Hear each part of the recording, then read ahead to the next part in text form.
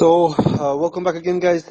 We had yet another issue with the sound, I think, and apparently the issues that we usually have with the spaces have not been fixed, and therefore we're gonna have a lot of issues in the goddamn future because Elon Musk is not able to actually fucking save this website from being a liability on every aspect. So we're gonna go back to what I said. The hiatus from Spaces was due mostly to the fact that, despite the personal engagement, there was also a back and forth in the front, and I wanted to have a full image of what happened. And the full image, as I said, was a bit, well, obvious up to a certain point, given the fact that the Ukrainians had announced a operation to actually unblock Kupiansk late October, early November. This operation would require a transfer of troops, or at least fresh troops committed from whatever reserve they had to the forces that were going to storm Kupiansk, or at least trying to infiltrate them. We suddenly also watched influx of foreigner losses in and around Kupiansk, a lot of Brazilians, and this went hand to hand with the disbandment of at least one wing of the International Legion, which was the quote-unquote the army one, although the International Legion, generally speaking, still remains vetted through the SBU/GUR. Therefore, the distinction between both is pedantry, in my opinion. Anyway, it doesn't matter. So they engaged in this operation. They had a gradual success, allegedly. The situation is extremely complicated. A lot of people are saying that Kupiansk is lost for the Russians. Other people are saying that it's a bit more complicated. The Russians went on with a half-baked, half-assed evidence that they weren't encircled in Kupiansk. There were still gaps. Which once again is due to what we've seen up this far, this second half of the year, which is a extremely complicated frontline contact line because of a determining factor on both sides, sometimes by design, like the Russians did in Kupiansk, when they once again relied only and solely on their initiative momentum. So we're advancing. We don't really reinforce because it's also complicated. There are logistical constraints over the Oskol, but at the same time, those logistical constraints over the Oskol were relying on a small salient, slight hinge over there around the Mussa-raseh area, which regarded the road that, in my opinion, was supposed to be the line of defense on the Russian ones, given that it made it extremely complicated for the Ukrainians to move on without taking losses. This is what we saw for a long while. We had suicide runs, we had tanks trying to go through, and there was a culling process until basically what the Russians are doing to Ukrainians for now 2.5 years happened to the Russians in this case, which is Ukrainians put yet enough troops and yet enough meat, let's say it like this, and equipment that at the end something went through, and once it was through, given what seemed to have been the case in this case, that the Russians were relying on momentum and on this drone wall. Well, you end up with the massive infiltration all over the place. But once again, we will need to have clarity over Kupiansk due to the fact that the operational quote-unquote success and the PR showing from Zelensky looked like, given what we're seeing right now, Hulyapole is down, Stepnogorsk definitely down, confirmed by Cope State themselves, that pushed the gray zone from Stepnogorsk up north at about 4.5 kilometers from the defensive line in Vasilkivka, which relies on the waterway coming out of the Dnieper and cutting through Vasilkivka there.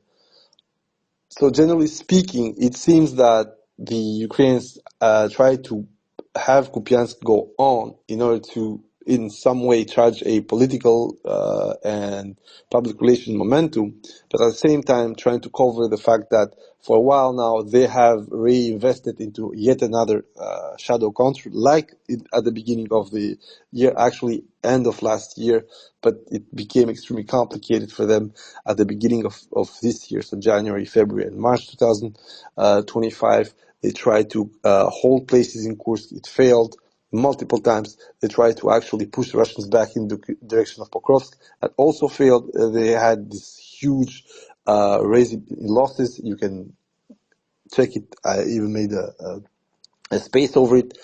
So it is obvious that something is moving, and the Ukrainians are trying their very best to propose a view of how the things are going within Ukraine that would, in some case, show up them as being in control of the situation and hitting the Russians back. Now, the problem with this PR covering a vaster but more limited operation, you're going to look at me like, what the fuck did you say? Yeah, yes, it's a vaster operation, so there are attempts to counter in multiple areas, but the goals of these attempts in many cases do not regard a depth of penetration that would require any other vision but a logistical and local stall. We are seeing this with Pokrovsk, for instance. In Pokrovsk, they didn't even manage to get inside the city despite using 6 vehicles plus some artillery reinforcing it, a lot of drones, and attempted infiltrations.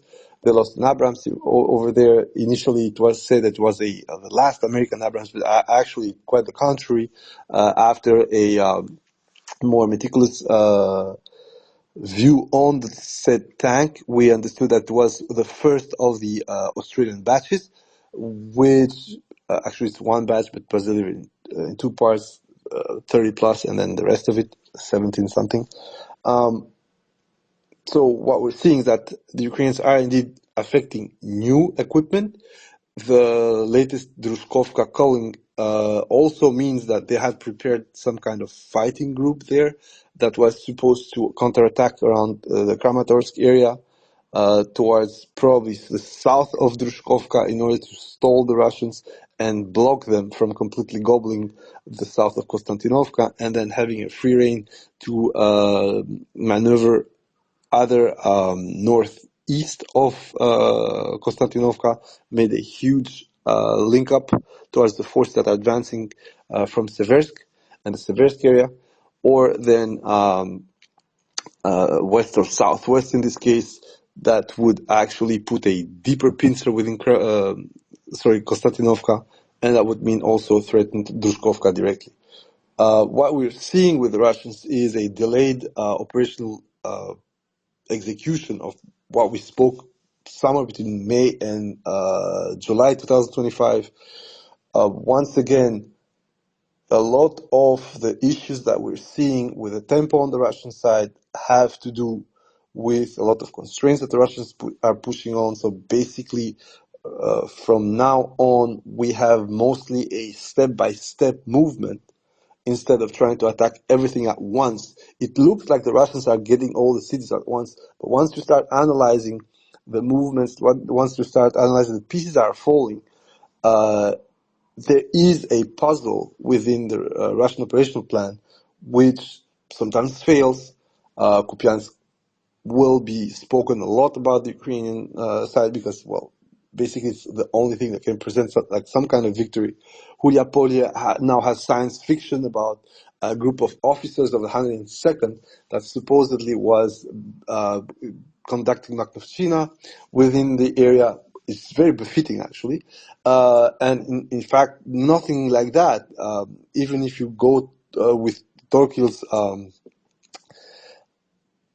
hypothesis, well, or theory, you would understand that the 102nd, all those guys were getting grounded due to the fact that a lot of the troops around the area were pushed to start back up the guys who were, quote-unquote, cleaning the breakthrough to Dobropila, which, as we established, in my opinion, was just a screen and a push to actually pull the Ukrainians out of the northern defensive area, especially the area around Rodinskoye and the area of Grishino, that would allow then the Russians to start choking the Ukrainian forces within Pokrovsk and belatedly take out the guys in Mirnograd. The whole idea that a bunch of guys, the joke about DRG on BTR or BMP will stay with us forever, we're going to break through 25 kilometers and completely seize the whole area, whereas the Ukrainians do the same thing, employed a force of roughly 2,000 to 4,000 people in Kursk last year. I mean, it's hilarious. Of course, it makes no sense, and of course, the situation on the Ukrainian side now is purely a salvage PR move. And then we had guys from the first Azov that's saying like, yes, you know, the locals did some bullshit, but we are coming there to establish a firm defense line. And then when you start thinking the whole operation through, you understand that there was not such thing. These guys were there, subunits of those units were already there, just got pushed aside simply because most of the resources went into two distinctive ops, which is, first of all, block the Russians from exploiting the Dobropila salient, which I said once again, I do not think that the Russians wanted to exploit anything within Dobropila. The exploitation was to choke the guys in Pokrovsk by pushing the defensive lines up north. I explained this one, and in a certain way, I can understand why the Ukrainians are going to claim victory over Dobropila, despite the fact that the core argument of the operation was to make sure that nobody is, getting in Russia's way Pokrovsk.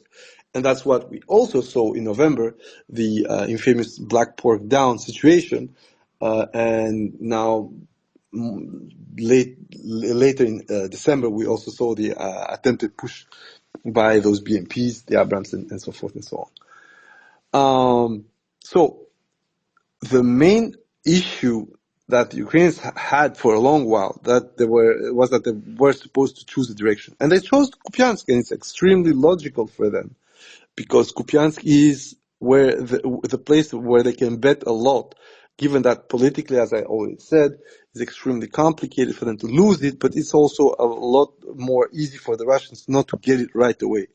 Why? Simply because the line east of the Oskol is mostly on Donetsk Oblast, but that area there is in Kharkov. So Kharkov, for the moment, is not being requested by the Russians and is not being seen as Russian land. There is no law about it. There are no real objectives about Kharkov, and all the operations in the area are serving a purpose of both diversion, but also a threat to a deeper incursion in Kharkov, which would then require the Ukrainian military to divert even more equipment and resources outside of the southern regions.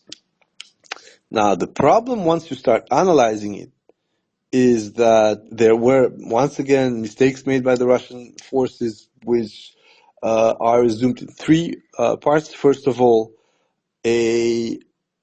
reliance on the initiative momentum.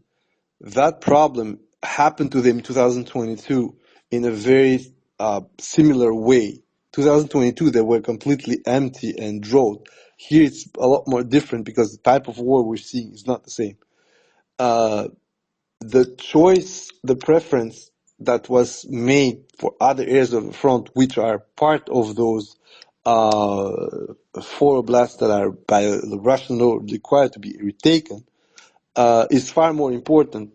And of course, the operation down in Hulyapole allows the Russians to start choking Orikhiv.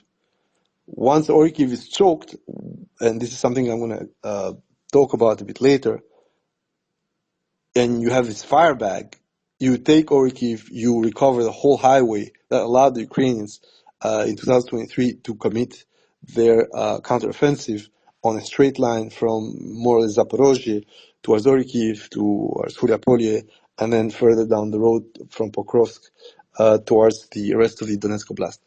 And this is the actual only immediate goal for the Operation Orikhiv, is pushing the line of contact up north, not allowing the Ukrainians to actually be able to hit the coastal highway with HIMARS or anything else. Although they don't really need that, given that now they're relying on shitty Starlink drones to do the same shit. And most importantly, it's not even that. The point is that if the Ukrainians want to reorganize another counter at that level, they would have to actually calculate even more troops, more equipment, and most importantly, they would have to deal with large cities. In this case, Hulyapole, Orikov, and then the whole small belt of cities that are leading towards Zaporizhia.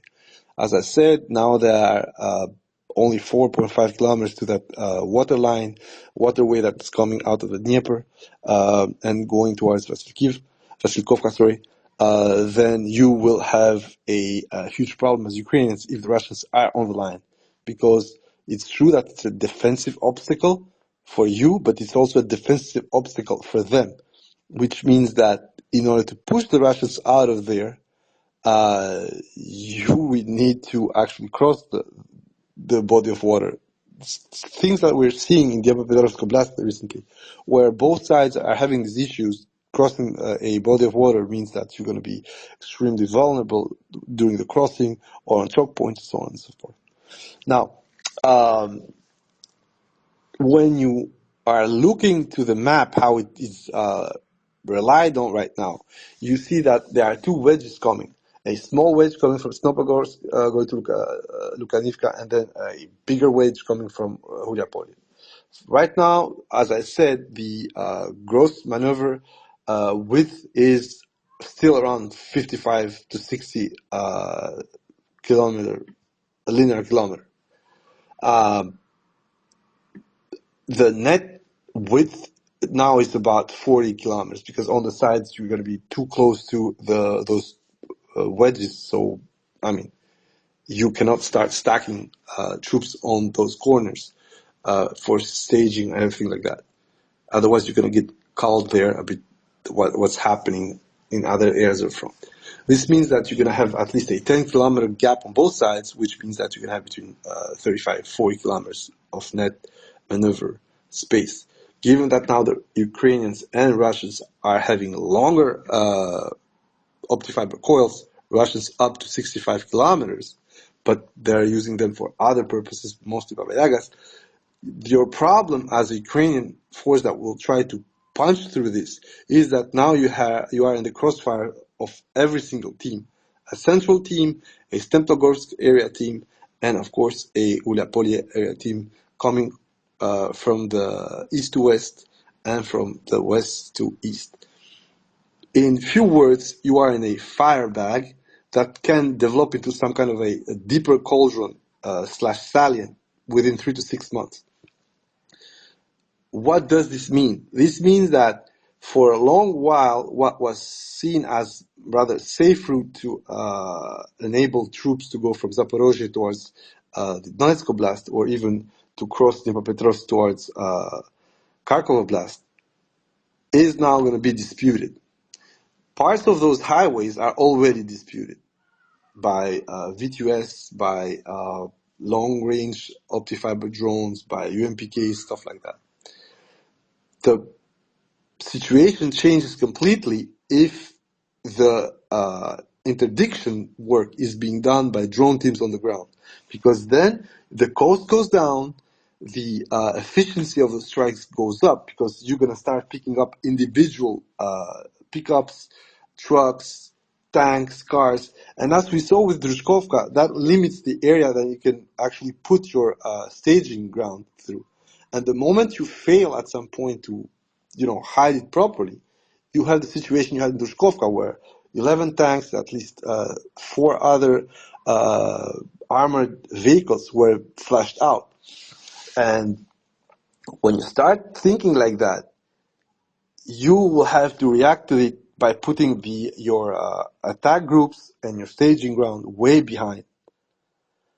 Putting it way behind means that your ETA during your operational movement is going to be right now from 5 to 10 minutes to the LOC is going to be probably between 15 and 20 minutes as a minimum.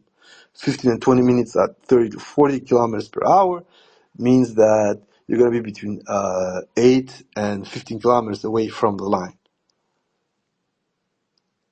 8 to 15 kilometers from the line. Let's take the middle ground, let's say 10. That means for that 10 kilometers, if the Russians have seen you, and mostly will see you, they have all that time to clap your cheeks while you have not even been engaged the guys on the ground. What does that mean? That means that a scenario where the Russians are going to call your ass, like in 2023, becomes now a lot more easy for them instead of what it was in 2023. 2023, of course, the Kamovs played a huge role because there was no air defense, given that it was almost impossible to follow those columns without getting clapped. But now, the issue is not in the air defense. The issue is that they do not need to have the helicopters to actually hit you head on. They will bring the helicopters on when they need to flush out harder targets like tanks or heavier equipment, like, I don't know if they try again some Bradley crazy movement. But anyway, so your problem now as an Ukrainian is not even that the Russians have more tools to hit you. The problem as Ukrainian is that you are giving them more space for more tools to actually work up your ass. And we're not discussing UMPKs, we're not discussing drones, we're not discussing any of that shit. We're just discussing FPVs, guys on the ground with a fucking shitty Mavic. The insanity of what's going on in Zaporizhia and southern Donetsk is that instead of trying to keep that alive, these guys are going to Kupiansk. Ukrainians are going to Kupiansk and completely ignoring the southern front. And if you want, I've said that before, if you want a better or a more obvious decision to let the situation go from bad to worse, there you have it. And Monkey said it himself. He said, given the advancement of our troops on the front line, we are not really interested by any Ukrainian pullout from the areas they are currently occupying. And he's logical with that. If you see the advancement of the areas, especially in Donbass, that Ukrainians were occupying even 6 months ago, it's shrinking. It's shrinking, and that's what it is. The moment it shrinks under 10%, it's a mere political fig leaf to actually discuss holding anything in Donbass. And actually, that's why the Ukrainians are trying to fight so hard for Kupiansk, in order to try and lure the Russians outside of Liman. If you saw the latest geolocations, doesn't bode very well for Ukrainians. If you saw the couple of other geolocations we had, it doesn't bode well for Ukrainians either, especially the advancement in Zaporizhia, and of course the advancement under Seversk when the city has been taken, and the guys are advancing extremely hard on the tactical heights south of Seversk, southwest of Seversk. And that's the biggest problem. If you check the map of the Ukraine's fortification of the area, it doesn't make sense that the Russians are making so much advances there, but actually it does. It does for, the usual problems that Ukrainians have had for the whole year. First, lack of manpower. Second, the problem of the drone situation is that you can use your drones to defend yourself and stop, let's say, half of the Russian advances or attempts to infiltrate or advance. But at the same time, you're going to have a huge problem when it comes to the drones that the other guys are sending on the other side, which means that while you are calling the advancing forces, they're calling your defensive forces, which means, and this is the fucking problem with the drone war that Ukrainians didn't understood initially. When they are thinning you on the rear and you're not replacing them because you do not see the advance on the line, at the easiest movement, at the slightest penetration from the Russian side, they clean house. And once they clean house, you get the situation in Hulyapole, which is the invisible losses of the Ukrainian army when they're getting droned on defensive positions lead to a static defeat. And we had the same with the Russians in 2020. In 2022, the Russians were getting static defeats on the back from HIMARS, from guided ammunition, from all that shit. And at some point, they were completely depleted on the line. And when the Russians could not defend anymore, you had Ukraine deep penetrations, especially in Kharkov area. You were having the same things on smaller lines, on smaller pockets on the Ukrainian side. And this is also due to the fact that the Russians are not risking that much of manpower anymore. Having company-sized assaults like in 2023 or 2024 is literally a thing of the past. You're going to have some companies that we saw a huge attempt in Dobropilya and it went sour, but not the way you think. It still was bad. You can understand what the problem is. Both sides are now loss averse, and having people like Magyar, because now they're lying. This is the other problem I said. The problem with Ukraine is that there is not only this inertia because Russians are not coming to our lines. There is also a lying culture from both sides. I mean, Odin Narod, but the main problem you're going to get with this culture of lies on the defensive side is that if there's no breakthrough for a long while, it's going to go perfect for them. You can also always say, oh, everything's fine. And we had that with the Russians. Oh, we're killing the Ukrainians. They're not coming through. But you still got clapped on your defensive line. And because you didn't have that many people to cover the whole fucking area, infiltrations happen. Same thing on the Ukrainian side. Oh, the Russians are getting killed. I don't know. 100 meters, 200 kilometers from our lines, they're not advancing. Meanwhile, when you start seeing the locations of the losses on the Ukrainian side, oh, you just lost 4 tanks, 2 kilometers behind. Those tanks were supposed to actually cover you with direct or indirect fire. Those Gvozdicas that you're losing, they were supposed to cover you with indirect fire.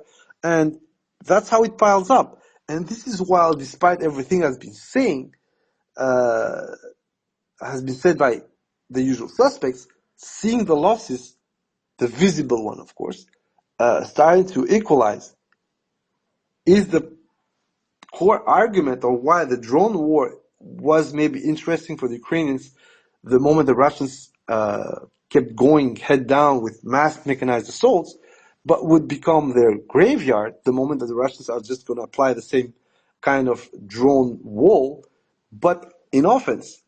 Because one of the things that the Russians have as an advantage is that the Ukrainians being hidden are difficult to find, of course, but they don't move exactly for that, not being difficult to find. So once you stalk them to the position and you lock them in, you can pin them down, immobilize them, take them out, or force them to flee and then finish them while they're fleeing because they're not trying to occupy defensive positions anymore.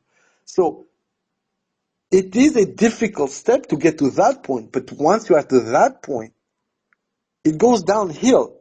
And we're having this for a while now. Mirnograd, Pokrovsk, Hulyapole, Seversk, a couple of other cities or villages, call you as you want. We had Verkhokamyanske, we had Platonivka, for instance, when nothing happened throughout a whole array of villages or settlements along the Vovocha and then beyond the Dnipropetrovsk. And now we are going to have Orikov as well. And we had Stepnogorsk, we had the advancement in Kanivka. The more you're trying to actually make things work with the drone line when you're Ukrainian. And the more you're going to say that, oh, it's a good thing, that retard O'Brien said that it was a good thing that was not manpower involved, that drones are doing everything. I'm like, bro, that's the thing. It's like air power. It's just militarized air power. Drones cannot hold your ground. You can interdict things, but you cannot hold with them.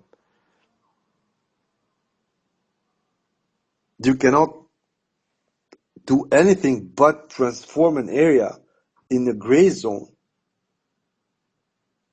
quote unquote, although it's not a real gray zone if the other side comes there and occupies some buildings, and your only resource to stop them is to start and bomb those buildings. While bombing the buildings, there is nobody there. This is the situation we're having with the whole gray zone dilemma. And of course, this is absolutely insane because, as I said, a no man's land was the area that you are fighting for. And some areas that are called gray zone do match that. So the whole Dobrapila axis, when forces were intertwined, very fine. Kupiansk, for instance, once the Ukrainians got back in the city, gray zone because both sides are intertwined and like they are fighting for control. We've had that for Hulyapole up to a certain point, and we had this for Pokrovsk when they tried to re-enter the city. We had this in Toretsk. The whole Toretsky meme is exactly that. But you cannot call a gray zone an area when you have Russians running supply runs between positions on the back of your ass. That's not gray zone. That's that's an interdiction attempt by your ass with drones on Russian logistical lines. And of course, the Russians are not going to fucking stay in the middle and say, oh, here we are, just bomb us.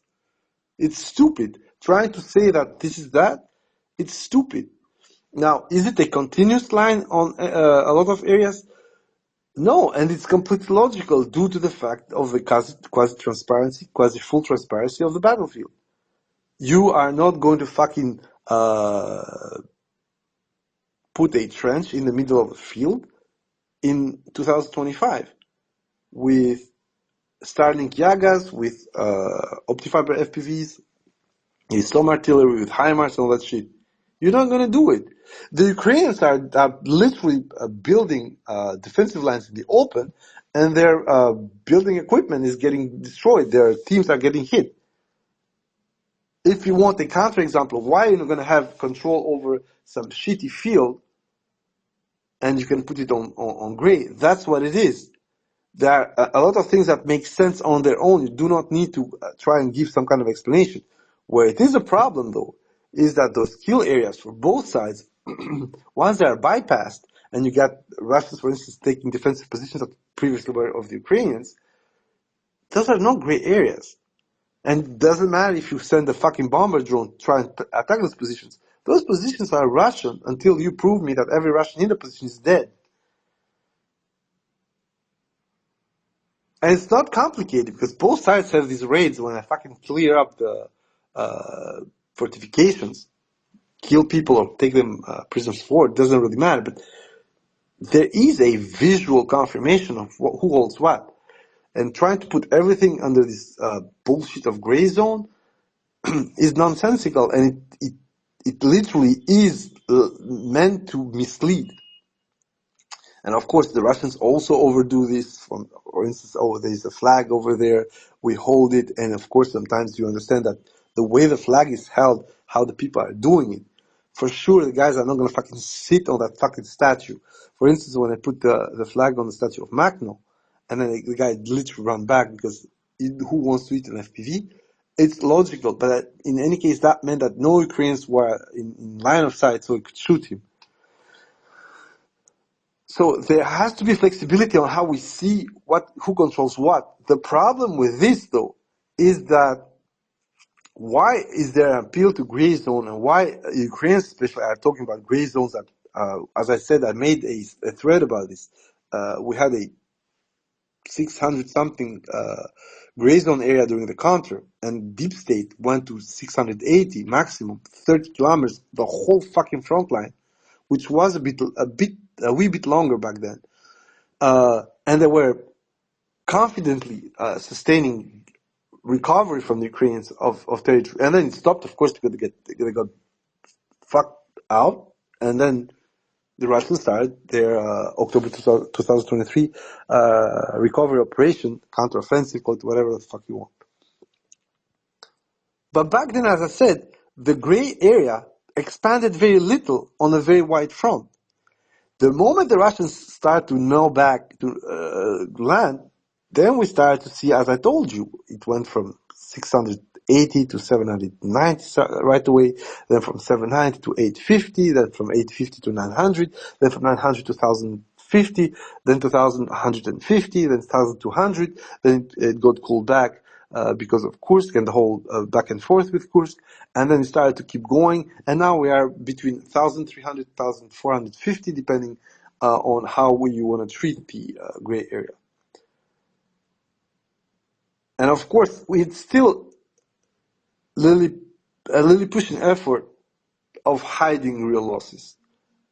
It is like 800 to 900 square kilometers that might or might not be Russian, but they are still held in a certain way. So when they are visually recovered, they suddenly become a accountability recovery, a numbers game played by Ukrainians, in this case, deep state. And of course, this we know why it is. It is because people need good PR, people need peremoga, and people, most importantly, need to show that Russians are not unstoppable, we can push them back.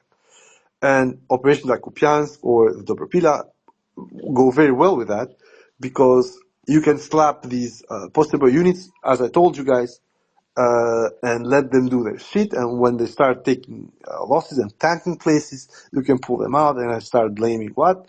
Some terror-bomb unit, some mechanized unit that unfortunately wasn't being truthful, all that shit. But that problem exists in every fucking single layer of the Ukrainian military. Hence you have Syrskyi saying bullshit about Pokrovsk for now 4 months. Actually even more. So once you start analyzing like that, you understand what the problem is with Ukraine. It's not the problem of who is bad and who is good, who is right and who is wrong.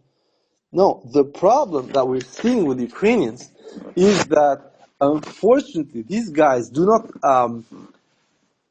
control the dynamic anymore. Kupiansk, in a certain sense, is the best way to prove it, because all over Kupiansk, all that area, they are losing patches of land, positions, cities even with Seversk, and probably if things continue, a good part of Konstantinovka, if not outright the whole city. And you have this situation when it doesn't really matter what the truth is. And as I said earlier this year, it's very reminiscent to what the Russians did in 2022.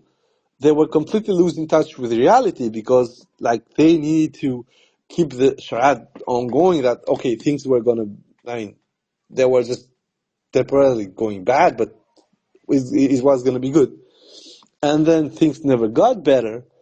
The losses continued well within January 2023, not at the same rate as early on, not at the same gravity, but it required a refocus, retraining, repreparation, re-equipment, the continuation of the what was called the Surovikin line, but the defensive lines in southern Donbass and also in other parts. And at the end, what happened is that it was enough to actually backbreak the Ukrainians. All that was prepared for the counter, and that for some reason we followed through proven losses by, for instance, Oryx and Nalsio.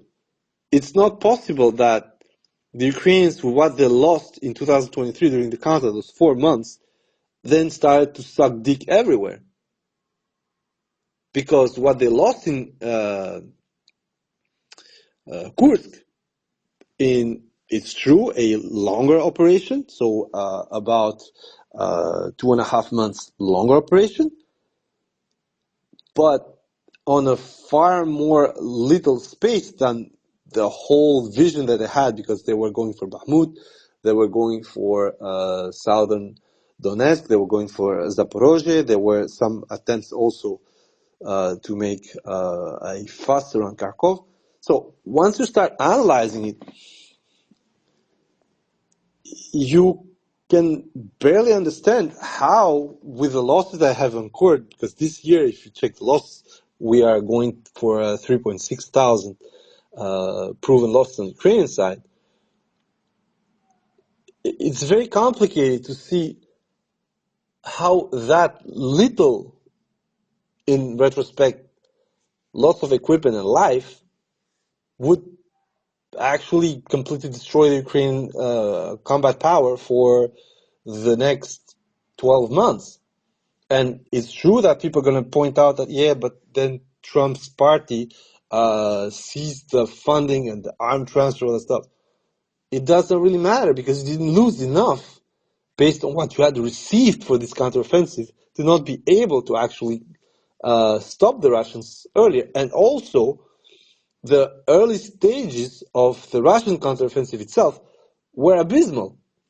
We all had this absolute crazy outlook about Avdiivka when we were happy we were at 100 square kilometers a month. And of course, it's true because it was limited on a small front around Avdiivka, but it's insane. Now we are fucking dooming, I'm exaggerating, but if we're not at 500 square kilometers a month, and with the same views, the acceleration that happened post-February 2024, I made a thread about that, and it has to do, unfortunately, maybe it's just, synchronicity, but it has to do with the fact that Shoigu stepped down and Beluzov stepped in, and a couple of purges happened when, unfortunately, it was needed. And we ended up with a situation where the Russians had a full control over some of the components they didn't have until there. So by February 2024, end of February, early March, Avdiivka was wrapped. And after Avdiivka, you had this downhill situation for the Ukrainians with the loss of Ocheretino and the flooding of the Ocheretino backplane towards Pokrovsk. For the rest of 2024, that the Ukrainians tried to fight with the operation on Kursk. And once you start looking at this, you might ask yourself, how was it possible? How is it possible that you pretend that you lost so much during the counter, but apparently you didn't, because then you went and grabbed whatever was remaining from the counter and shipped them to get killed in Kursk. So slowly, the problem that we're seeing, as I said, is that one of the hypotheses we had with the team over what Ukraine's chances were is being proven correct every single day. Their chance was to bet on one direction somewhere in Ukraine. Unfortunately, that backfired massively when it failed to stop the Russians at Avdiivka, which was also previsible. It was completely previsible that they would fail in Avdiivka. And then instead of trying to be creative within Ukraine, because that would have actually helped them out also with the logistical footprint, they chose a very remote logistical footprint to go towards Kursk, and they go and end themselves up into a basically flatland surrounded by small heights in Kursk, when once they cannot break through, a bit like in Dobropila, they're going to just get cut down. But the issue with that is that operation is the whole game for Ukraine 2024. In 2024, Kursk goes sideways very early. It's not that much of a problem for Ukraine because they hadn't yet committed the whole shebang.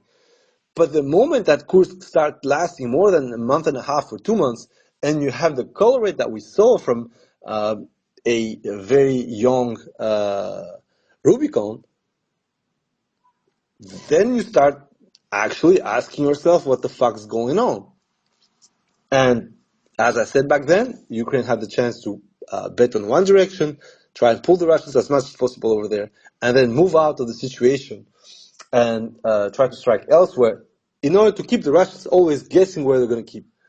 That would have been a strategic initiative shift, which Kursk never was. As I said, for Kursk, they need to pull fighting units from other units, make a Kampfgruppe as we spoke about, and by making this Kampfgruppe, the only thing they managed to do is impoverish all the donor brigades or donor units, throw them to Kursk, fail to achieve the primary goal, which was gain enough ground in order to force the Russians to answer with troop transfers from Donbass, for instance, and actually make the Russians spend the men, the treasure, and the blood, and then decide, okay, this is going to go sideways.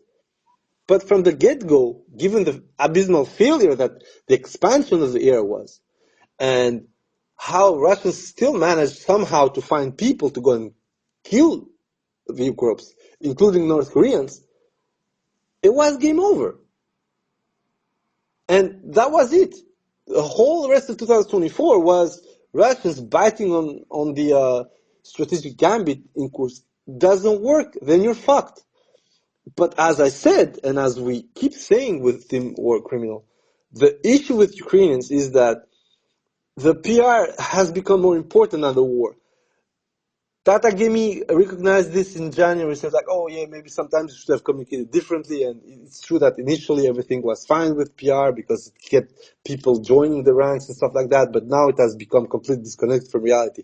Bitch, it was already disconnected from reality. The difference was that you were winning, so you could hide that disconnection through the quote-unquote victories you had. But now, you're not winning anymore. You're getting dragged out of holes. Your fucking drone teams are getting bombed. They're getting ventilated onto some fucking patch of land that they were supposed to hold indefinitely.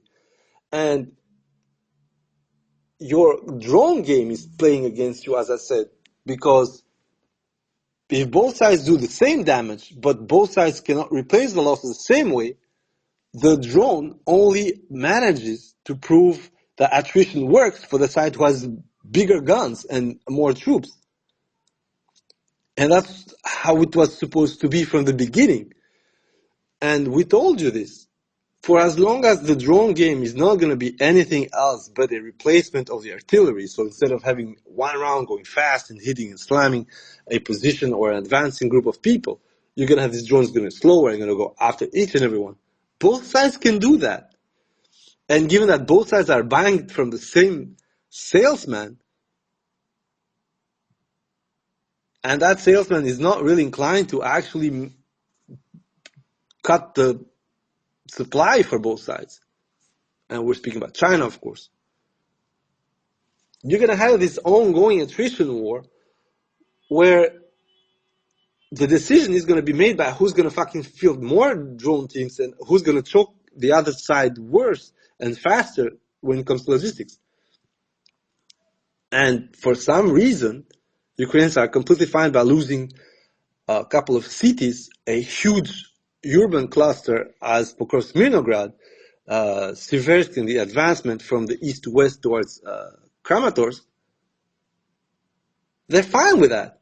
They're enjoying it because they still got Kupiansk in a way or another.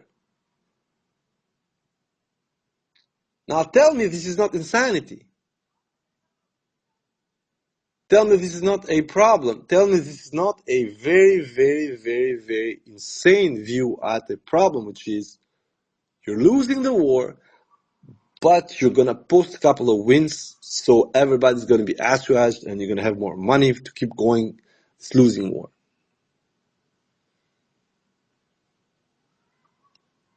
And of course, we got back to what was said, which was, unfortunately, the European Union being a regulatory union and being a legal nightmare, nobody was going to touch Russian assets.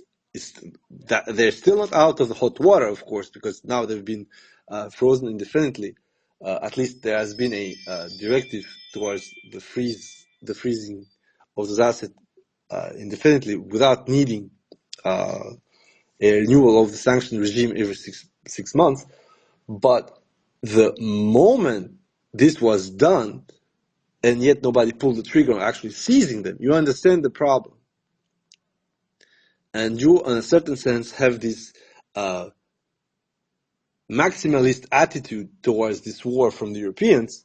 And in my opinion, I told you what it was, is that it seems that for Europe, a big stimulus logic is supposed to be a kind of rearmament towards a war that, in my opinion, will not happen or doesn't need to happen in any case, but is being sold as inevitable by the people who actually have no clue about what is or isn't inevitable in this case.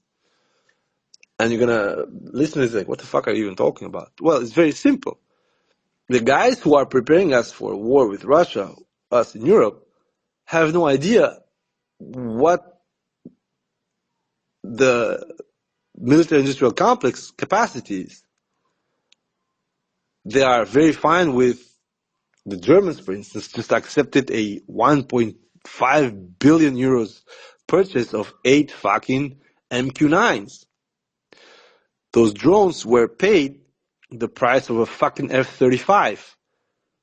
Even more, actually. So please tell me how this is your rearmament plan. And there are other things that are not going right for any kind of rearmament when it comes to Europe. The only thing that's going quote unquote right is that people are making money available for stuff that they do not understand. For instance, one of the big cry wolf scenarios is like Russians are going to go after Estonia. I'm like, yeah, they could go after Estonia.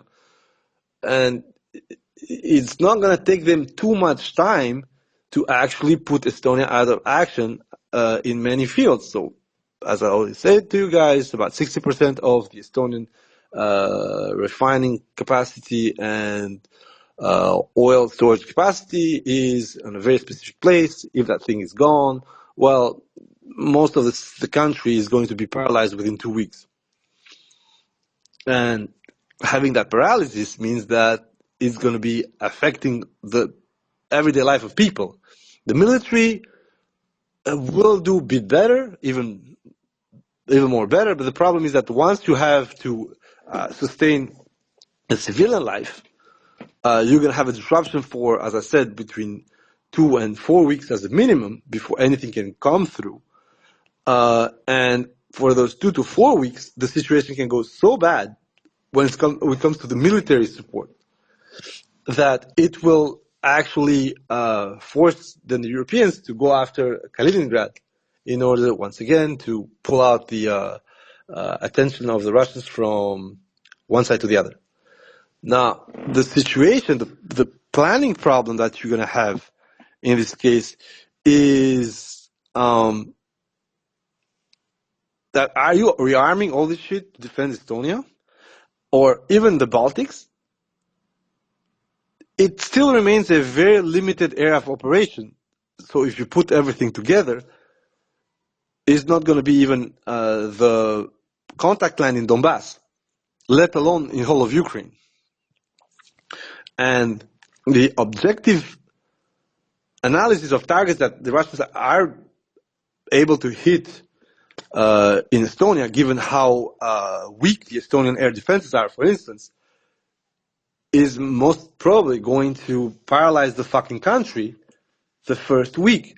I'm not saying the nonsense that was said by a lot of people that, oh, yeah, the Ukrainian military disappeared. No, it's not going to be like that. It's just going to become extremely complicated for anyone to try and make the administration work, to have people to go to work and hit themselves and drive their cars and so forth and so on. Especially now with the Shahidization of the Russian long strike capabilities. And once again, as I said, Russians are launching 400 or 500 Shahids per night to a huge-ass country over 480,000 square kilometers, whereas for Estonia, for instance, is going to be a fraction of that. So the hits are going to be a lot more painful simply because of the fire-based situation. Now, at the same time, do you think that the European military, quote unquote, or the European Union is gearing towards the war to defend Estonia, Lithuania, Latvia?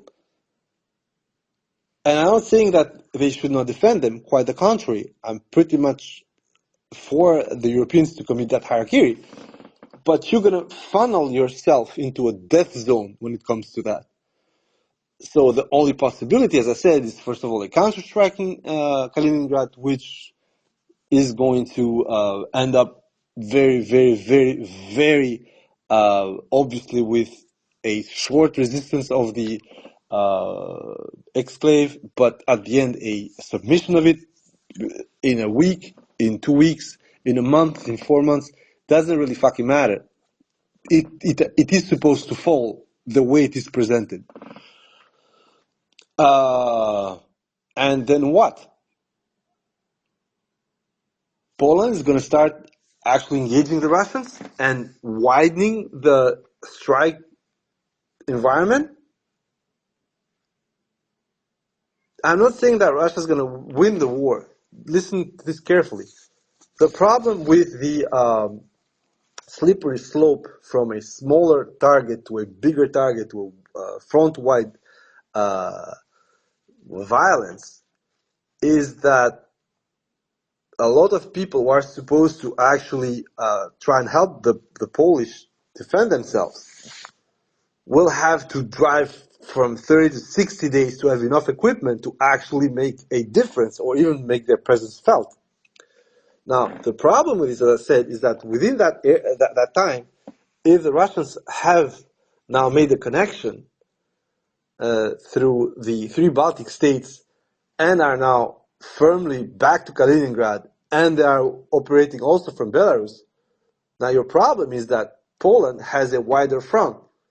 So those 30 to 60 days that anybody going to send anything to Poland are going to be golden. Which means that Europe, generally speaking, would need a procurement rate in order to have the available resources and the available troops to go right off the bat,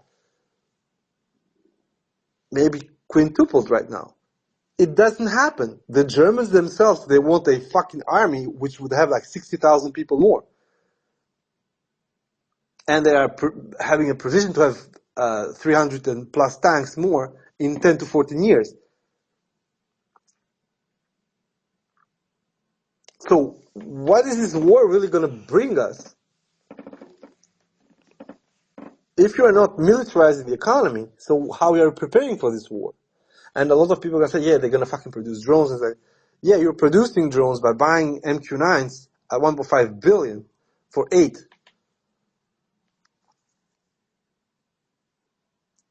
And you're going to actually bet your whole defensive doctrine onto Lancet copies that fail half of the time.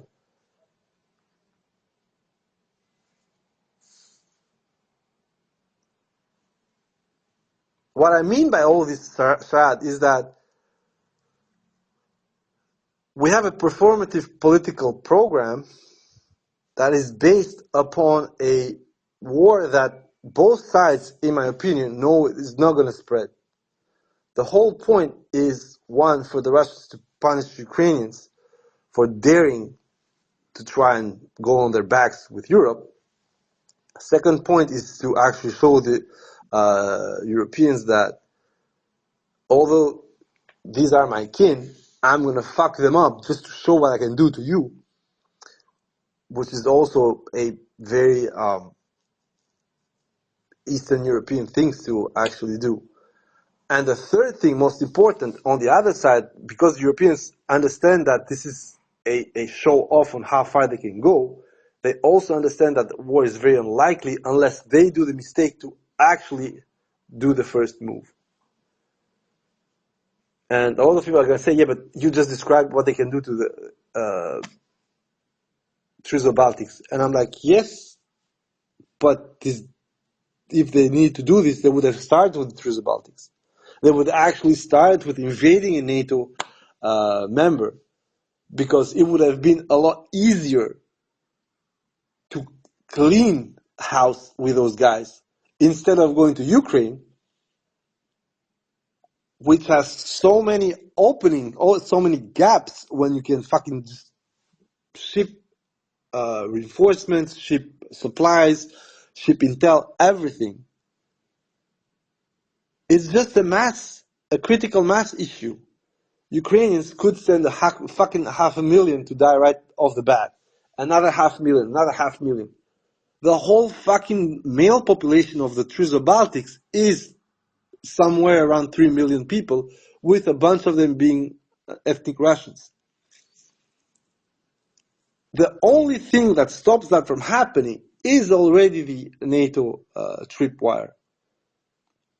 So it doesn't make any sense that suddenly, after bleeding in Ukraine like fucking crazy, Russia is gonna say, you know what, piece of cake, I'm going after NATO. This doesn't mean it's not gonna happen at some point if some things do not change. But I feel that it's very unlikely, and I feel that both sides know what it is.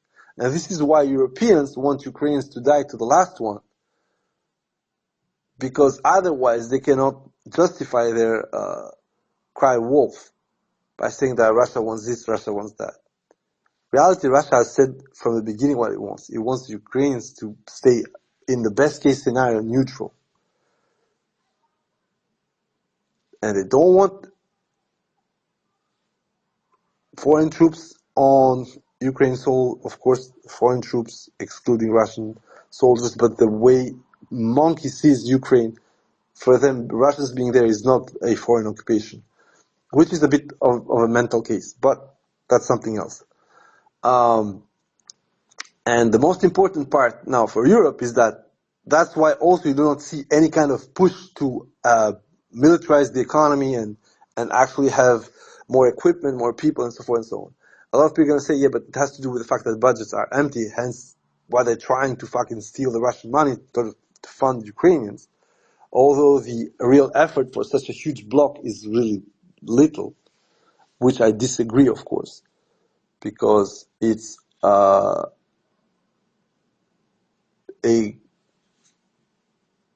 different effort that we're seeing.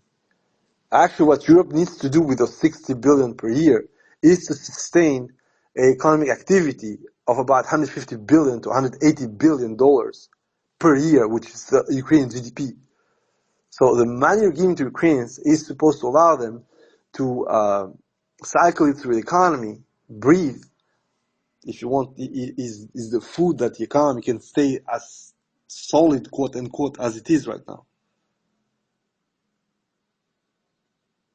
And this is the biggest problem that you're going to have, is that Europe is not able to cover that because of other contradictions. So for instance, if Europeans really wanted to help Ukrainians, they would allow them to export tax-free within Europe, especially agricultural goods, and then choose them for a lot of re-export within Europe.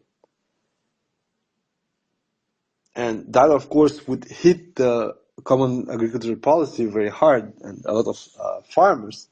But it would also allow the Ukrainians not to beg for money. Of course, they will always beg because it's not going to be enough, but at least it would be more money earned, quote unquote, by the Ukrainians through themselves, instead of, okay, we're giving you this 60 billion or 70 billion, you make good use of it. And that money actually is being burned. Most of the money is going straight to weapons or straight to guys who are actually procuring shit or producing shit for the war. And this is why, despite everything, Ukraine economy is not getting down that much, but it's not getting up either, because it's a mostly propped up war economy, despite what everything tries to say.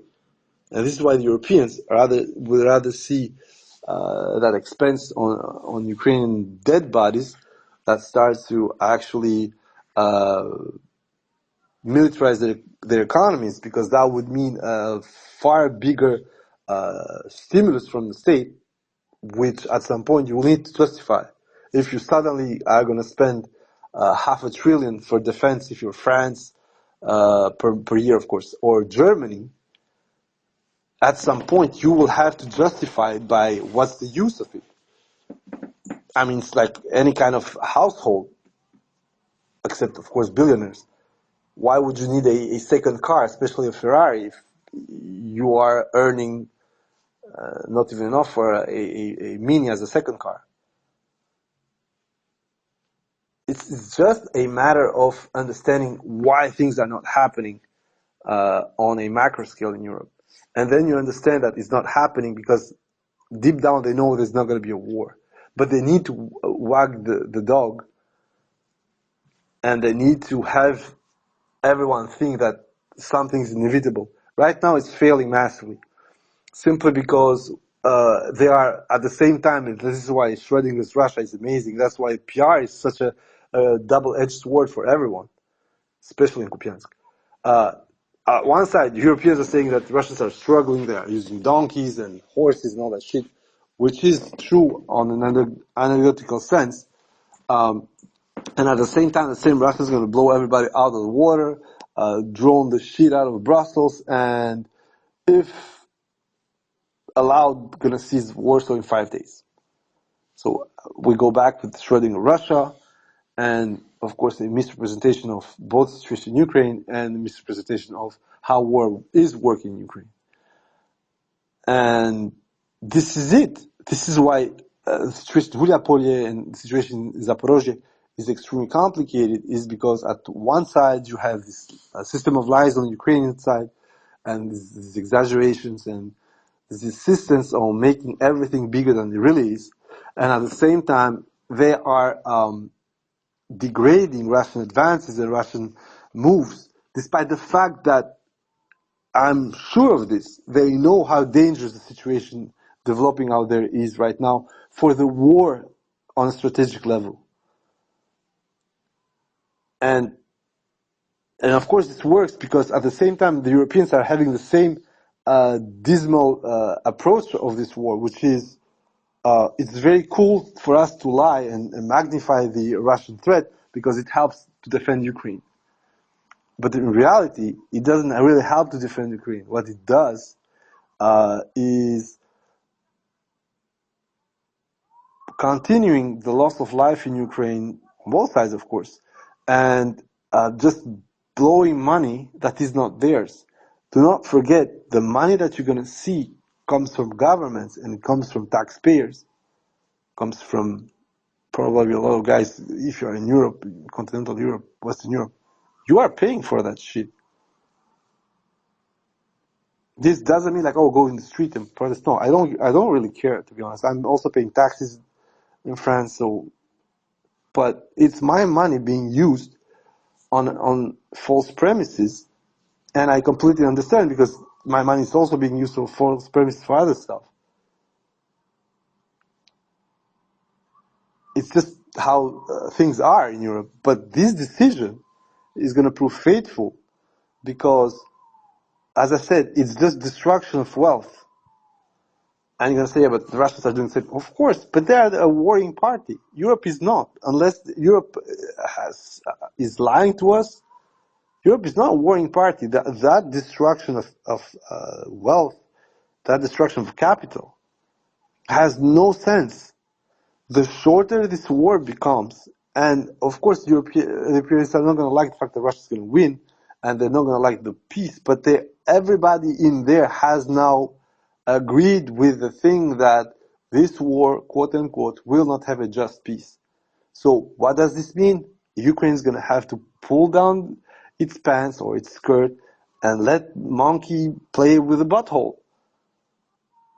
How long, how deep is it going to be with friends? I don't really fucking know, and it doesn't really fucking matter because, as I told you from the very first day this war started, the biggest issue is that if Russia gets to legalize going against the letter of law that the Western powers had so far, which is the Helsinki Act, which basically says territorial sovereignty is absolutely untouchable, which of course is bullshit. and we have a couple of cases since then. But it means that Russia can go against an order that was seen as the most sanctimonious order, and can just fucking with a small red pen say, this is mine, this is mine, this is mine, this is mine. What you gonna do about it, big boy? For the Europeans, this is the problem, and this has to do with the fact that they are, as I say, a rules-based madness. If someone goes against the rules that they fucking decided out of whatever process they want, then it makes everything untenable. And that's why they didn't go for the money situation with the Russians. That's why they are so fucking butthurt about what's going to happen soon enough for the Ukrainians, which is they're going to fucking let go of 4 blasts. And that's why they are rather seeing Ukrainians die than cut this war short. The whole logic of pen mightier than the sword, that has been some kind of bullshit for the Western civilization now for over 80 years, actually a bit even more, because, you know, it starts from enlightenment, but in this case, the modern era, contemporary era, sees literally the pen mightier than the sword. Of course, the sword is literally making the other side sign with the pen that I'm not going to fucking bother you anymore. The hypocrisy of that system is going to be called into question if the Russians get their land. It's also going to prove that they suck dick, the Europeans, and that they're not able to actually sustain themselves as a political and military actor. But who the fuck cares about that? It was more than obvious when you had literally some dude go and blow up Nord Stream 2, and Scholz would stay that like a fucking cock.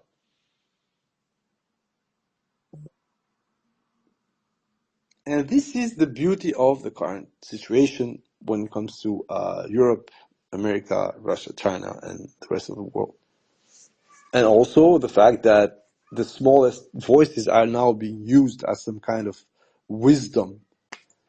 Some Chihuahua says, I'm talking about Callas in this case, nobody has invaded Russia, but Russia has invaded 9 countries. I'm like, okay, whatever. Again, I'm going to repeat, what you're going to do about it, bitch. The problem of everyone trying to work this by the rules misunderstands why this is happening. The rules work always for the party that can use them. So when people say, oh, everybody has the right to choose, yeah, I also would like to fucking have a gas producers cartel with Algeria and other guys like Qatar. But you would let me, you passed a directive to actually stop that. However, you want to have a gas-biased cartel that you vote on your own among your 27 and going to force me to sell it for cheaper. Otherwise, I cannot sell to the whole market.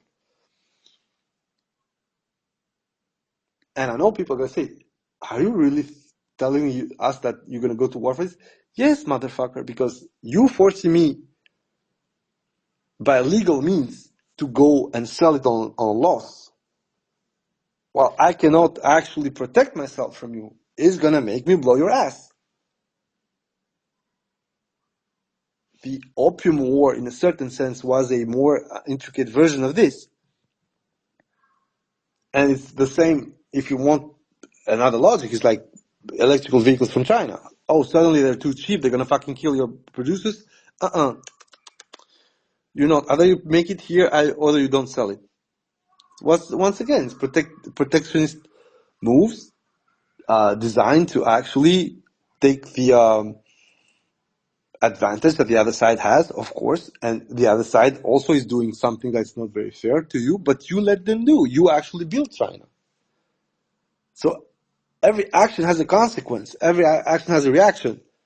And it is there when we have this problem where a lot of people are going to find it completely normal that you're going to start imposing Russia some terms on how they're going to exploit themselves and how they're going to introduce themselves within a larger economic and political system.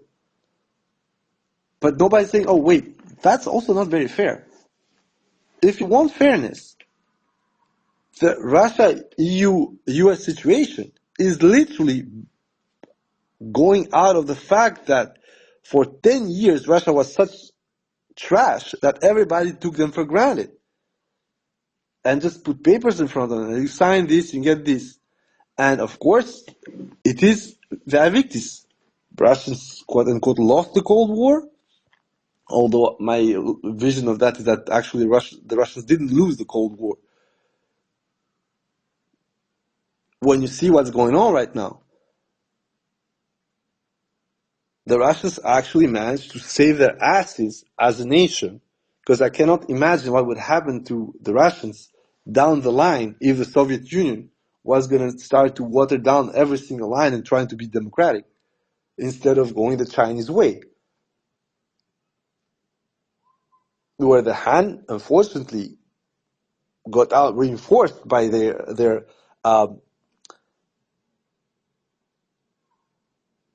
communism/capitalism with Chinese characteristics. And of course, it wasn't that simple. It's not because Chinese are like extremely better than everywhere else. It's just that they also saw and seized an opportunity through the Nixon situation in '71 in order to gain a leverage and present themselves as a counterweight to the Soviet Union.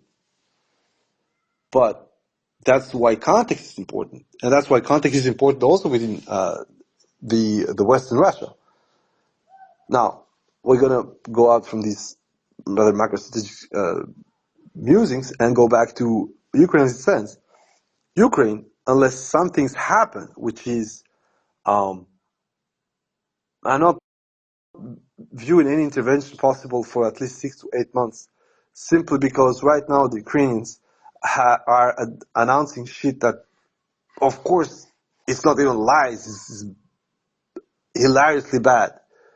But now Zelensky says, oh, we are producing half of the armament ourselves, so just give us money. I'm like, what exactly are you producing yourselves? Is that the armament level that you need so small? Because suddenly we learn that the Germans are going to fund new Bogdanas on Zetor's chassis for 750 million euros, which the 200 would be roughly like 3.5 million euros per Bogdana. Could be very possible as a price if it's made over there, but I really doubt it. But it's 200, and we don't know how, in what time frame, and that would have been interesting to know, because that would have actually proven that they're lying or not when it comes to the production rate of Bogdanas. In any case, that's not much of a problem. But the point is that your procurement, your view with everything, points to you not having enough weapons anyway for the kind of war you're saying that you're actually fighting. So what exactly are we looking at here? Ukrainians keep announcing numbers and stuff that is completely divorced from reality. But at the same time, it is based on these numbers and based on this absolute trashing of the Ukrainian nation that the war continues. On one side, you have Zelensky announcing absolute bullshit numbers, absolute bullshit things, and at the same time, you have their institutions announcing stuff like, oh, you know what, we have paid for that many amputations or at least post-traumatic surgeries. And every year you got legal cases that pile up, which means that you are going to see through the bullshit. And you're like, wait a minute, guys, at the very best case, you are getting 11,800 amputees, or at least very severely wounded people. So most probably 99.9% of those are going to be discharged. They're going to be irrecoverable. So what the fuck's going on? And I'm saying it's at the very least. If you go beyond that, you're going to be at 28.5 per month. It's like 300,000 people who are discharged or who cannot follow up the fight. Worst case scenario, of course.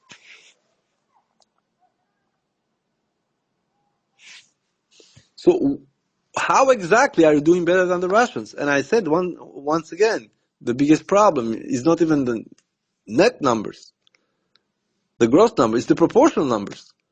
If you're losing, let's say even 1.5 to 1 guys, you just don't have the manpower to keep going like that. But if it's 1-1, god damn it, what the fuck are you doing? You're just suiciding yourself at the front.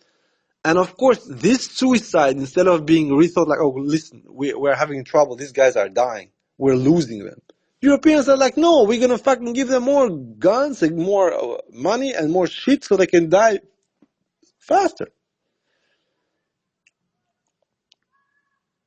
And it started as a meme to the last Ukrainian, honestly.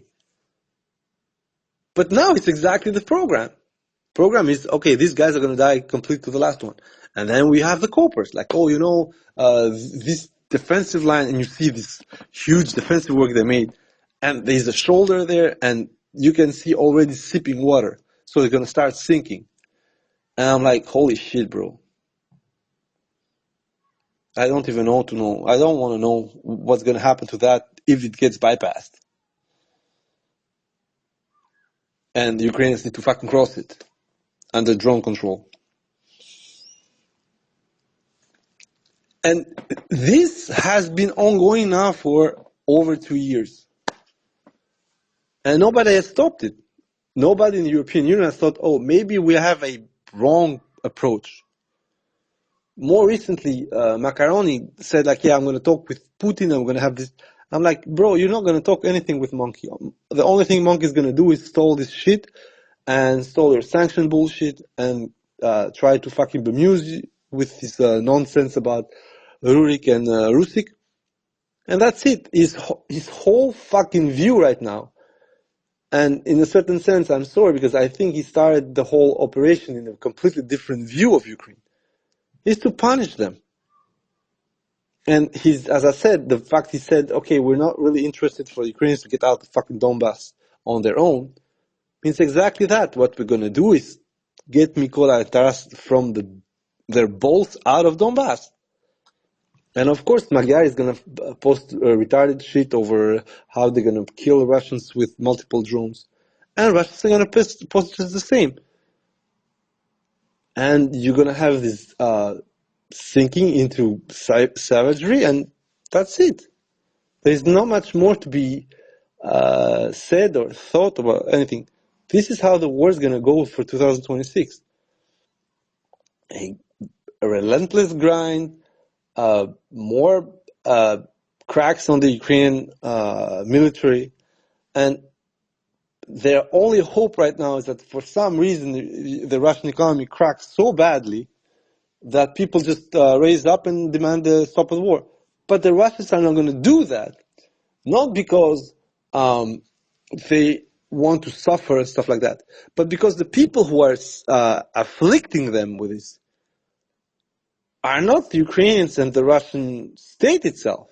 No, there is literally the world, quote unquote, going against them. For something that once you start analyzing as a Russian, it's true, it makes no much sense. I mean, why the fuck would you kill your copy with a funny accent? But at the same time, that copy with a funny accent is opening his door to your worst enemy. Because that's the fucking problem. Europe is showing that they have no issue killing ordinary Russians.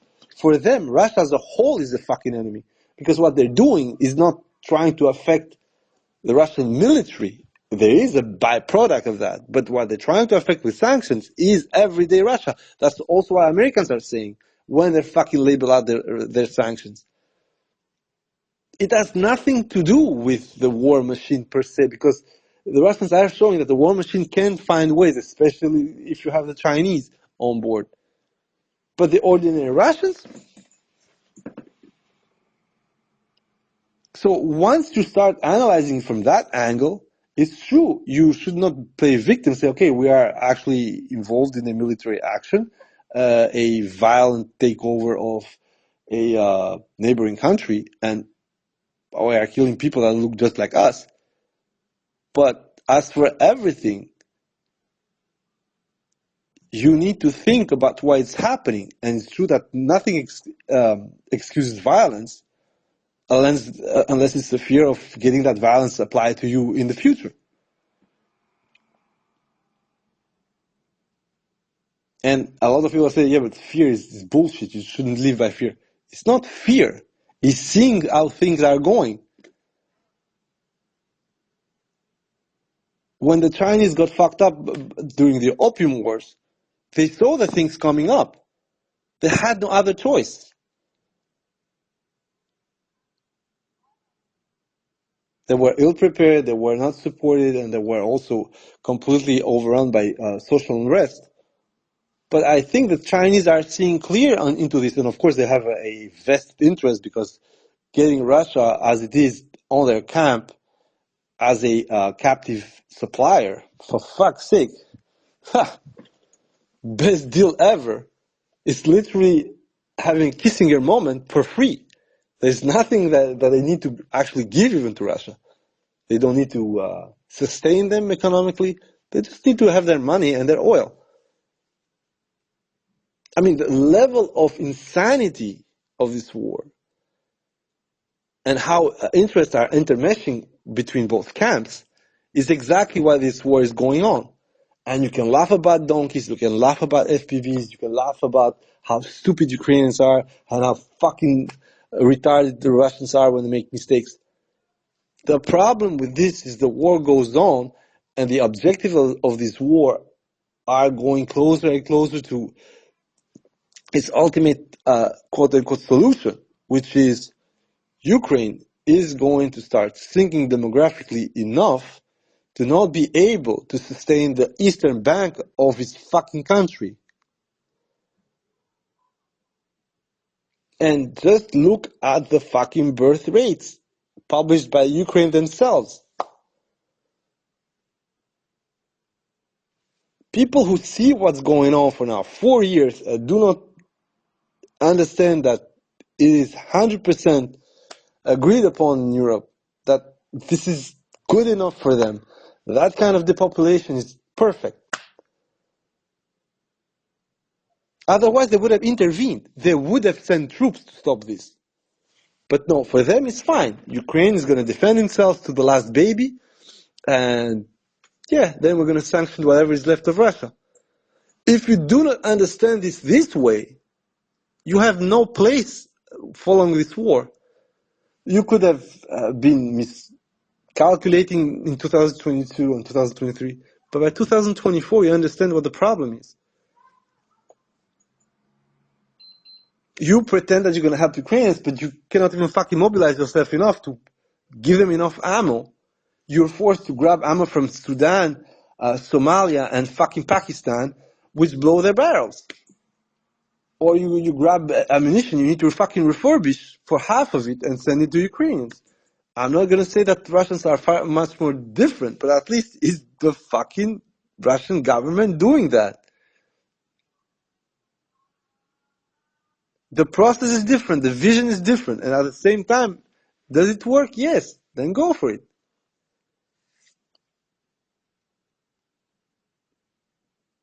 So, the whole principle that we're seeing this end of year, the whole red line of this conflict is that the Europeans do not have a plan whatsoever except pontificating on shit like that's never gonna happen, even between themselves. The Ukrainians, at least Ukrainian leadership, has accepted its role as a sacrificial lamb, and the Russians are fine doing that. And in the background, you got the Americans are saying shit, doing shit, saying shit, doing shit, and they don't really care. This American administration, okay, would like to hurt Russia a bit more, but right now they don't really fucking care because they don't know how the Russians going to respond. And if you want something, I mean, you just need to look at the treasure trove of ISR and intelligence that the Americans are giving to Ukrainians. We are back to a soft war like in 2023. It's not economic support anymore, so the money is not going through, but all the rest that allows the Ukrainians to do some strikes is still there. Some weapons that were supposed to be given, they're not going to be given because it would be a strategic mistake, and even Trump understands that. But at the same time, it's just a value and counter value game on which Ukraine unfortunately cannot win, and that's the thing. The problem with Ukraine right now is that whatever they're going to try and do is going to cost them a retaliation that they still cannot cash in. And that's how they're locked in Zugzwang when the Russians are mostly advancing for the whole fucking year. One more year since 2023. And the Ukrainians are just getting gushed in, and their only defensive tools are flashy ops, like we saw recently the attempt on the sub, spiderweb, the large sabotage networks that they are trying to put back in Russia, the scam attacks, because a lot of people are getting scammed into attacking or getting paid for it. So we are going to, as I said, see a worsening of the terrorist component of the Ukrainian attacks. And most importantly, the Ukrainians themselves, they know they don't have much more to add to that unless they're given some tools from the West. But thank God, for the moment, those tools are only in the hands of the Americans. And they would require a different view from America towards Russia. And they still will not be enough to stop this kind of logic. But they would put America in the board as a co-belligerent. Once again, Trump doesn't want this, but America even before didn't want that. So to wrap up the whole thing, Ukrainians are not changing their tune. They will do PR more than results. They will show themselves as pathetic assholes with the trivialization of violence, but both sides are doing it. I'm not trying to point out Ukraine as worse or better. The problem is that Ukraine does it for quote-unquote fun. And the Russians are doing this to actually show them, okay, you're doing this, we're doing that. Because, I'm going to repeat, the Ukrainians say they started the drone game. And two can play that game, of course. Second point is that trying to hold on to Kupiansk might very well be costly later on next year. Not as much as I said because, oh my God, Kupiansk is so important, but because of I already pointed out, the huge salients that are forming already underneath Kupiansk, with the biggest one between Boguslavka and the advance towards the to Liman. And once that one's going to be done, then it will not matter for the Russians where to cross towards the west of the Oskol, towards Izum in this case, because there would be a line of at least 130 kilometers, and Ukrainians will be forced to defend the whole line. Right now, the only advantage that they had is that the Russian pushes were limited, so you had up to the border, you had Kupiansk, you had Boguslavka, and then you had the attempted pushes towards the Serebrenka forest, which for a long time were stalled because the forest was there. But now, as we saw through satellite, the Russians and Ukrainians had completely fucked up the forest. So I think that is also one of the biggest parts that allowed the Russians to move forward. On the Russian side, there are still a lot of big miscalculations. One of them is that they still think that Ukrainians are going to stick with the Russian plan. So basically, you will have to defend around Pokrovsk, because if you lose Pokrovsk, you'll lose Donbass. And then Ukrainians are going to do a Kursk style, which in this case was Kupiansk. Instead of trying to save the situation over there, that would lead to far more adverse consequences, we're going to go for a PR op on Kupiansk. First, because we can. Second, because logistically it was also more feasible. And third, most importantly, is because unfortunately monkey around his mouth about, oh, we got Kupiansk. Now, the other big problem I'm going to have with 2026 in Ukraine is that the economical elements that go with it are still too shaky. As I said, Europeans are giving money for Ukrainians to get killed, not to win the war.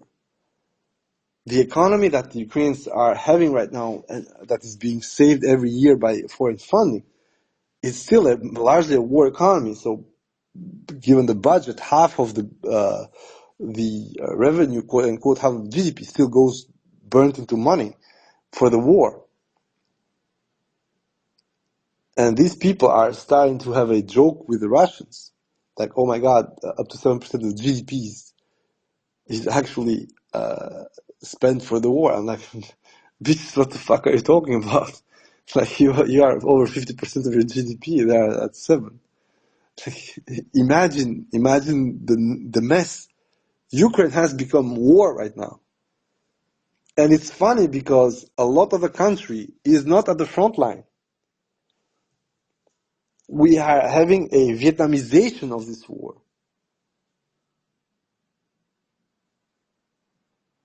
And this is where things go extremely crazy. Ukrainians, in most of the current Kiev-held country, they do not see the war except when somebody's dead, somebody's getting mobilized, or where the Russians send airmail. Other than that, nah. We had recently images of guys being on a ski resort in Zakarpattia, and at the same time, you have a strengthening of the mobilization laws. So that's the beauty of all this. The beauty of all this is that Ukraine is going toward a phase of deterioration of its military prospects, but nobody's going to say anything because there is a fake notion of normalcy. The same notion of normalcy prevails in Russia as well, and it's also madness. But there, the state can still hide most of the problems under we're getting attacked from abroad. Ukraine, which should be the first to use that, is going like we're winning this war. And you're like, what the actual fuck, bro? So for as long as this tune doesn't change, Ukraine will stand no chance. And also, as I said, for as long as the Europeans do not change their way of watching at this war, which is in this case to say sacrifice of Ukrainians, it's not going to change either. The moment they start understanding that it's going very badly, very strongly, and very fast for the kind of war we're seeing, then Europeans might change their tune. But it's not going to happen due to risk aversion. Also, they're in preparedness for at least 3 to 5 years to actually send anything meaningful, not having actually defense plan for Ukraine. And that's actually it. That's it. That's the only thing you need to say. As I said, you have a group of losses due to the fact that Ukrainians finally chose an axis, more PR than actually relevant for them. But at the same time, this whole war is becoming a pastiche of an actual war. Everybody's fighting, at least on the public space, with memes over how people get killed. We are wishing that UNPKs find more civilians, which, in my opinion, like before the war, I would have actually be mortified if I'd made jokes like this. But the brutalization of the public space over this war is so nuts that, yeah, I mean, it's the only way to survive now. To be absolutely unhinged and and wish for things that you would never wished on your own. But if it's the only way to get people to understand how fucking bad things are going, well, so be it. And yeah, I'm going to repeat what I said. That's it. There's not going to be any more Hail Marys on the Ukrainian side unless the three axes change. First of all, the Ukrainian leadership actually mobilizes everybody and say, "Fuck, we're getting under everybody under the flag," but that would actually break the whole fucking country.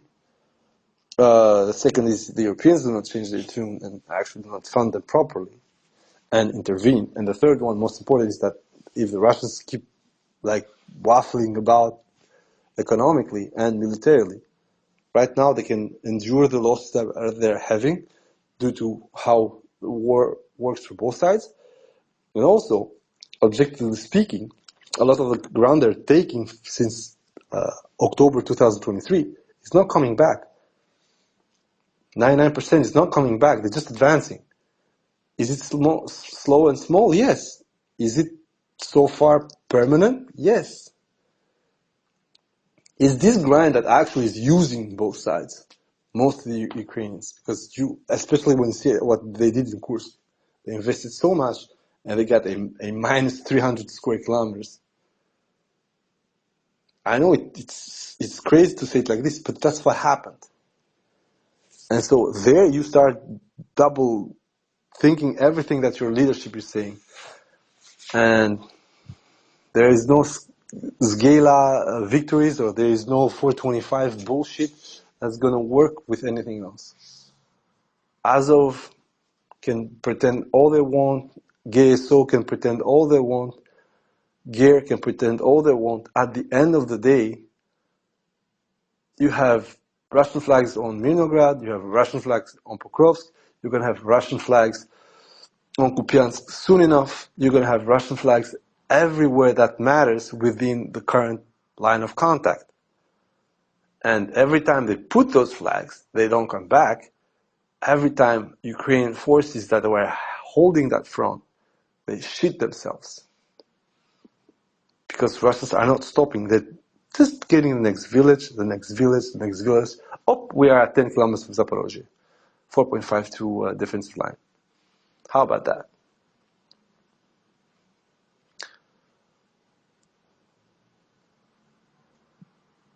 To actually spoof quote a movie, Relentless is good, Relentless is solid, Relentless is reliable. And if Relentless fails, you can blunt the other guy, hit it with the relentlessness. And that's it. It's basically attrition 101. Thank you very much, guys. See you probably next year for another space. If not, it's going to probably happen tomorrow, but I do not think there is enough material or anything to be said over the situation. So, Merry Christmas for the unfaithful that have the wrong date. No, I'm joking. So, Merry Christmas for everybody who had its Christmas the 24th, 25th. Soon for us, and then Happy New Year soon, because probably we will not talk to each other. I mean, you're not going to listen to me in New Year's Eve, so yeah. See you guys.